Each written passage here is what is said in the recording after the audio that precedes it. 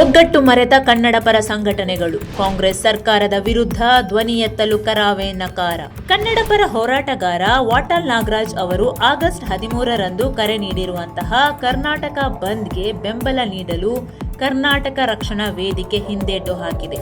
ಈ ಮೂಲಕ ರಾಜ್ಯ ಸರ್ಕಾರದ ನಿಲುವನ್ನು ಅದು ಪರೋಕ್ಷವಾಗಿ ಬೆಂಬಲಿಸಿದೆ. ತಮಿಳುನಾಡಿಗೆ ಕರ್ನಾಟಕ ಕಾವೇರಿ ನದಿ ನೀರು ಹರಿಸುವುದನ್ನು ವಿರೋಧಿಸಿ ವಾಟಾಳ್ ನಾಗರಾಜ್ ನೇತೃತ್ವದಲ್ಲಿ ವಿವಿಧ ಕನ್ನಡ ಪರ ಸಂಘಟನೆಗಳು ಆಗಸ್ಟ್ 13ರಂದು ಬೆಳಗ್ಗೆ 6 ಗಂಟೆಯಿಂದ ಸಂಜೆ 6 ಗಂಟೆಯವರೆಗೆ ಕರೆ ನೀಡಿರುವಂತಹ ಬಂದ್ಗೆ ವಿವಿಧ ಕನ್ನಡ ಪರ ಸಂಘಟನೆಗಳ ನಡುವೆಯೇ ಭಿನ್ನಾಭಿಪ್ರಾಯಗಳು ಸೃಷ್ಟಿಯಾಗಿವೆ. ಕರ್ನಾಟಕ ರಕ್ಷಣಾ ವೇದಿಕೆಯ ನಾರಾಯಣಗೌಡ ಬಣ ಮತ್ತು ಪ್ರವೀಣ್ ಶೆಟ್ಟಿ ಬಣ ಮತ್ತು ಇತರೆ ಕೆಲವು ಕನ್ನಡ ಪರ ಸಂಘಟನೆಗಳು ಕರ್ನಾಟಕ ಬಂದ್ಗೆ ಬೆಂಬಲ ನೀಡದೆ ಕಾವೇರಿ ವಿಚಾರದಲ್ಲಿ ಸರ್ಕಾರದ ಪರ ನಿಲುವು ತಳೆಯುತ್ತಿದೆ. ತಮಿಳುನಾಡಿಗೆ ನೀರು ಹರಿಸುವುದರ ವಿರುದ್ಧ ಸಿಡಿದೇಳಬೇಕಾಗಿದ್ದ ಕರವೇ ಆಳುವ ಪಕ್ಷದ ಜೊತೆಗೆ ಕೈ ಜೋಡಿಸಿದೆಯೇ ಎನ್ನುವಂತಹ ಅನುಮಾನ ಈಗ ರಾಜ್ಯದ ಜನರನ್ನು ಕಾಡುತ್ತಿದೆ.